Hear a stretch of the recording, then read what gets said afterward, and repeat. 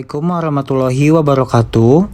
Pertama-tama marilah kita panjatkan puji dan syukur kepada Allah Subhanahu wa taala karena telah memberikan rahmat kesehatan dan keselamatan.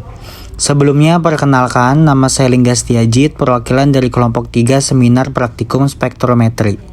Di sini kelompok kami akan membahas mengenai analisis Fe3 dengan spektrofotometri UV vis.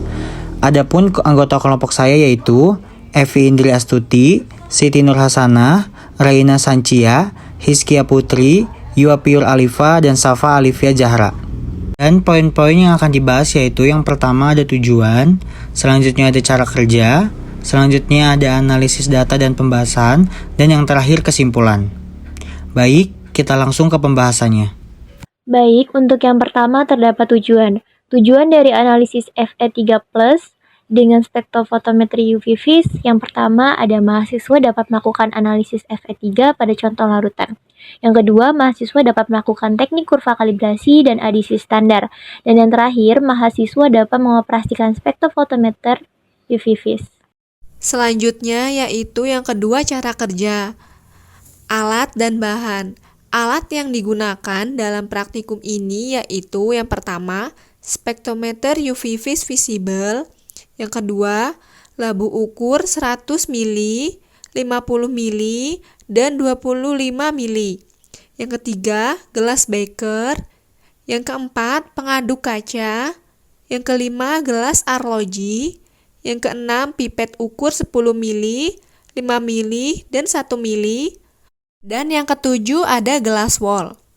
Untuk bahan yang digunakan dalam praktikum ini yaitu ada KMNO4, H2SO4 pekat, FeNO3, jika tidak ada bisa digunakan FeCl3, ada KSCN dan HNO3 pekat, yang terakhir Aquades. Selanjutnya adalah penentuan panjang gelombang maksimum. Adapun caranya, larutan Fe3 dibuat sebanyak 25 ml, kemudian ditambahkan dengan 1 ml larutan HNO3 dan 4 ml KCNS.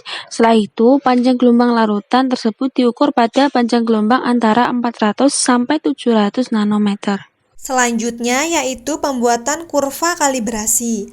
Larutan seri 3 dibuat dengan konsentrasi 0, 2, 4, 6, 8, dan 10 ppm sebanyak 25 ml. Ditambahkan masing-masing 1 mili HNO3 dan 4 ml KCNS pada larutan deret standar dan homogenkan. Masing-masing serapan konsentrasi diukur pada maksimal yang diperoleh sebanyak 3 kali pembacaan. Grafik regresi serapan A dibuat Vs konsentrasi C, kemudian tentukan persamaan regresi linier dan koefisien determinasinya. Baik, untuk penentuan Fe, sampel air diambil sebanyak 12,5 mili dalam labu ukur 25 mili dan diteras sampai tanda batas dengan Aquades. Ditambahkan dengan 1 mili larutan HNO3, 4 mili larutan KCNS, dan kemudian dihomogenkan. Absorbansinya diukur dan ditentukan. Konsentrasi Fe3+ dalam sampel dilakukan pembacaan 3 kali dan penentuan sampel sebanyak 2 kali. Selanjutnya, prosedur untuk penentuan akurasi. Sampel air diambil sebanyak 12,5 mili ke dalam labu ukur 25 mili, lalu ditambahkan 1 mili Fe, 100 mili per liter dan diteras sampai tanda batas. Ditambahkan dengan 1 mili larutan HNO3 dan 4 mili larutan KCNS dan lalu dihomogenkan. Absorbansinya diukur pada panjang gelombang maksimum, kemudian dilakukan pengukuran sebanyak 2 kali dan penentuan duplo.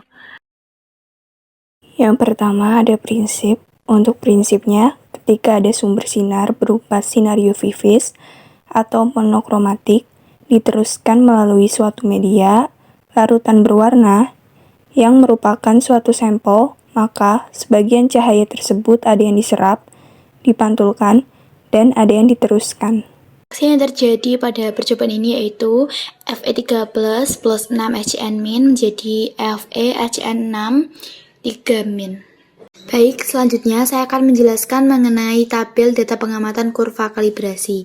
Pada konsentrasi standar 0 mg per liter didapatkan rata-rata replikasi absorbansi sebesar minus 0,0003 pada konsentrasi standar 2 mg per liter didapatkan rata-rata replikasi absorbensi sebesar 0,0870.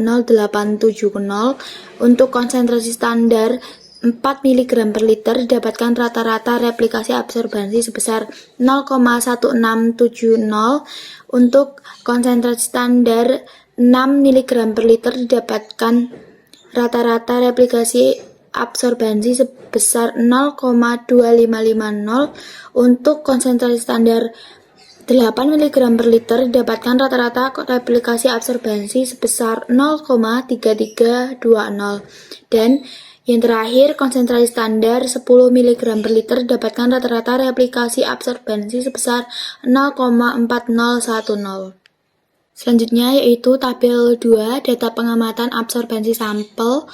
Yang pertama, sampel 1 absorbensi 1 yaitu sebesar 0,118, absorbensi 2 0,118 dan absorbensi 3 0,118 dengan faktor pengenceran 1 didapatkan konsentrasi contoh 100 ml. Untuk sampel kedua, absorbensi 1 sebesar 0,148, absorbensi 2 0,148, absorbensi ketiga 0,148 dengan faktor pengenceran 1, konsentrasi contoh yaitu 100 ml.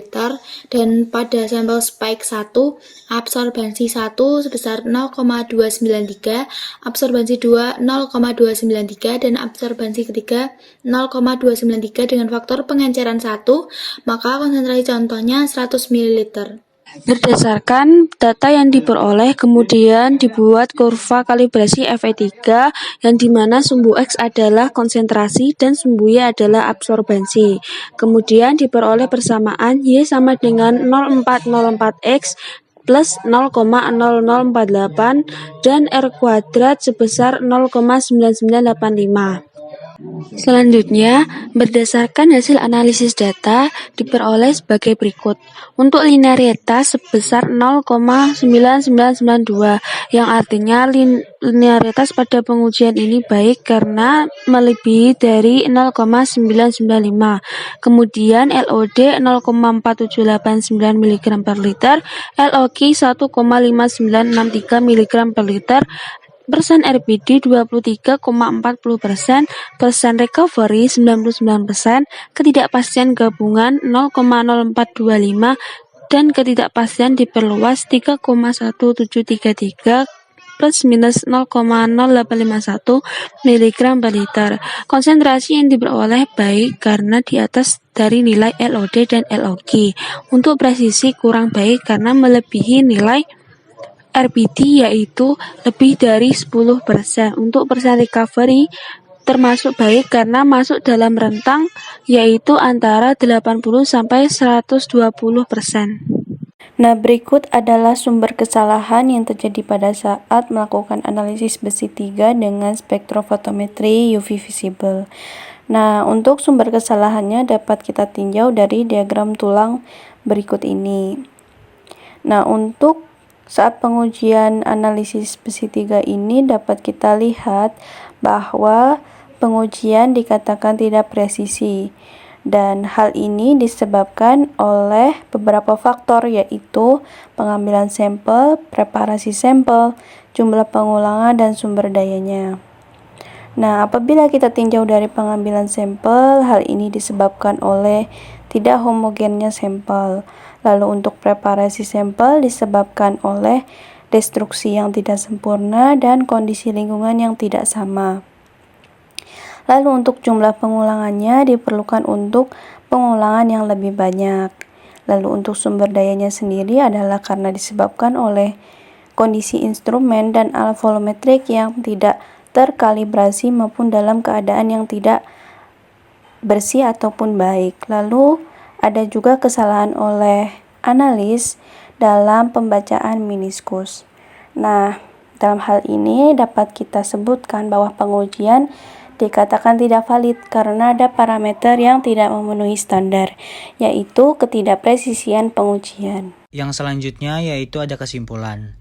Berdasarkan hasil praktikum verifikasi metode penentuan besi 3 secara spektrofotometri UV vis, dapat disimpulkan bahwa yang pertama, analisis Fe3 pada contoh larutan dilakukan dengan spektrofotometri UV vis dengan cara dibuat dalam bentuk senyawa kompleks. Ion Fe3 dan KCNS dicampurkan maka akan membentuk warna orange dari senyawa kompleks dan dapat dianalisis pada daerah tampak.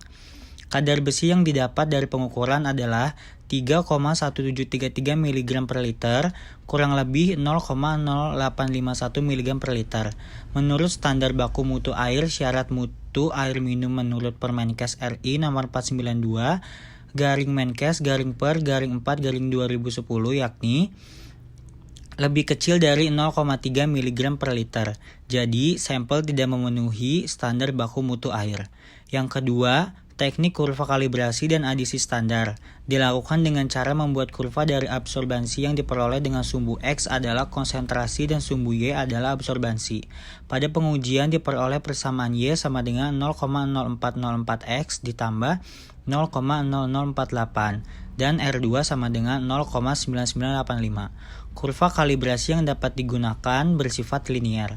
Yang ketiga, spektrofotometer UV vis dioperasikan dengan mengisi kuvet dengan larutan standar dan sampel, lalu dilakukan analisis dengan menentukan panjang gelombang dan absorbansi pada sampel. Baik, demikian pembahasan dari kelompok 3. Saya perwakilan kelompok mengucapkan terima kasih kepada semua atas partisipasinya, dan saya memohon maaf apabila ada kekurangan dan kesalahan. Terima kasih untuk perhatiannya. Wassalamualaikum warahmatullahi wabarakatuh.